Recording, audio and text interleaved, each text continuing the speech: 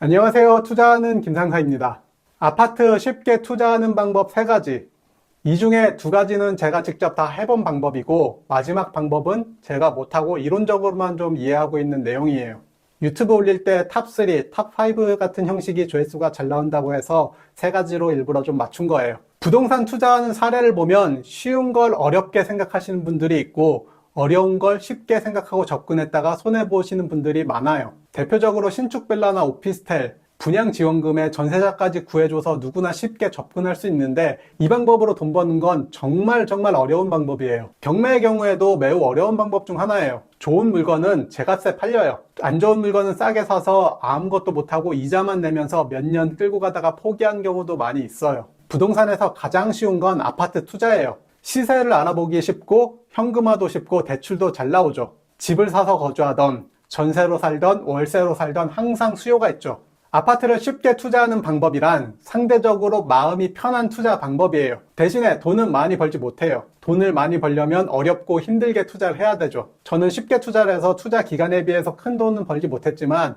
이자나 세입자 문제 때문에 스트레스를 받거나 가격 하락에 따른 손해를 보거나 하진 않았죠. 돈을 100억대로 버신 분들의 방법은 어렵지만 돈을 많이 벌었죠. 그런데 이 방법을 시기를 잘못 정해서 따라했다가 뉴스에 종종 나오기도 하죠. 뉴스에 나오는 건 좀 스케일이 큰 규모고 작은 규모로는 더 많은 사람들이 있어요. 그래서 아파트 쉽게 투자하는 방법 첫 번째, 가장 쉬운 방법은 실거주를 하는 거죠. 직접 그 집에 들어가서 사는 거예요. 최근에 사람들이 착각하는 게 2020년부터 지금까지 전국 단위로 아파트가 같이 오르고 내렸어요. 이런 경우는 정말 특이한 경우예요. 보통 지역별로 다르게 움직이죠. 그래서 집값이 올라봐야 다른 집도 오르기 때문에 의미 없다고도 하는데 사실 같이 오르는 건 특이한 경우예요. 그리고 같이 올랐다고 해도 현금 자산의 가치 하락을 막았다는 것만 해도 투자에 성공한 거죠. 주택을 구매할 수 있는 여력이 있는데 무주택으로 있는 건 이것도 한 가지 투자예요. 주택이 아니라 예적금에 투자한 거죠. 주택 가격이 떨어지면 예적금이 투자에 정말 크게 성공한 거예요. 그래서 직접 들어가서 살 수 있는 지역에 들어가서 살 수 있는 가격대를 고르는 거죠. 첫 집이면 보금자리론 등 정부 지원 대출을 받아서 이자 부담이 크게 되지 않는 선에서 사야 하죠. 대출금을 갚을 때 이자랑 원금을 갚는데 원금은 제 돈이에요. 적금한다는 생각으로 내면 되고 이자 나가는 돈이 월세나 월세 이하로만 나가면 되죠. 그러면 첫 아파트를 어떻게 고를지도 중요하죠. 많은 부동산 책 중에서 이 책을 쓰신 작가님이 책을 쓰실 때 목적이 무주택에서 실거주용 첫 집을 고르는 방법에 대해서 쓰신 책이에요.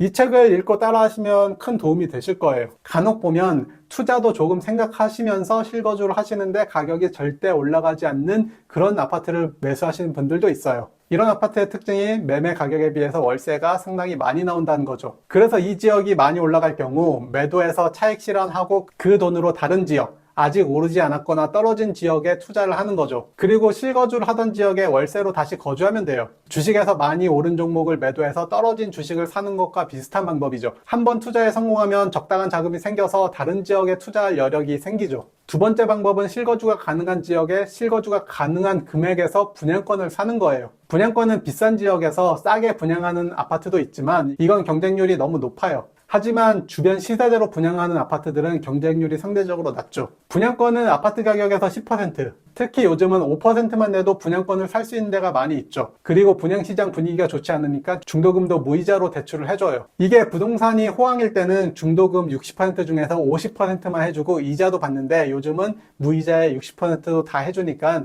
초기 투자 비용이 매우 저렴해요. 입주할 때 가격이 오르면 시세 차익을 보고 팔아도 되죠. 아직까지 분양권 양도세가 60%긴 한데 올해 1월에 분양권 양도세를 일반 과세로 바꾼다는 정부의 발표도 있었고 문제는 이게 정부에서 할 수 있는 게 아니라 국회에서 세법을 바꿔야지 가능한 거여서 내년 총선 이후에 추진이 되든지 백지화되든지 하겠죠. 만약에 오르지 않으면 전세를 두고 2년 보유하고 비과세 혜택까지 끌고 가는 거예요. 2년 뒤에도 오르지 않을 경우에는 전세를 한 번 더 주고 4년을 가져가야 하겠죠. 이게 나홀로 아파트나 인구가 없는 읍단위 아파트나 아파트인 줄 알았는데 실제로는 오피스텔인 경우를 제외하면 웬만한 신축 아파트는 분양 후 6년, 입주 후 4년이면 어느 정도 올라 있어요. 그래도 안 되면 들어가서 살아야죠. 분양권을 사서 입주할 때까지 모으는 돈, 그리고 전세를 주면서 2년 혹은 4년 동안 모은 돈이면 실거주하는데 아무 부담이 없어요.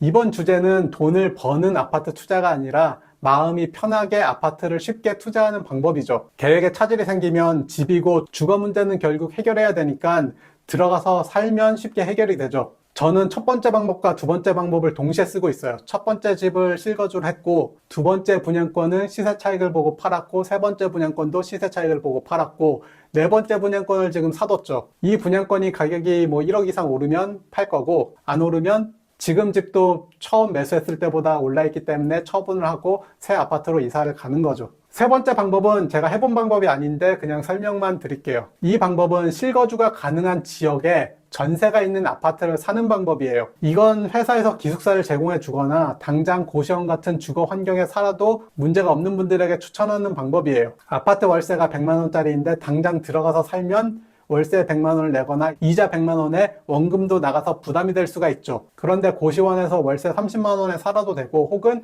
회사에서 숙소를 제공해 주면 더 좋죠. 이 방법은 아파트 가격 상승을 노린 투자가 될 수도 있고, 미래에 아파트 가격이 올랐을 때 지금 가격에 그대로 들어가서 살 수 있는 장점도 있고, 안 오른다 해도 그냥 결국에 들어가서 살면 돼요. 두 번째 방법이랑 다른 점은 초기 투자 비용이 좀 더 들어갈 수도 있지만 세입자 맞추기는 좀 편해요.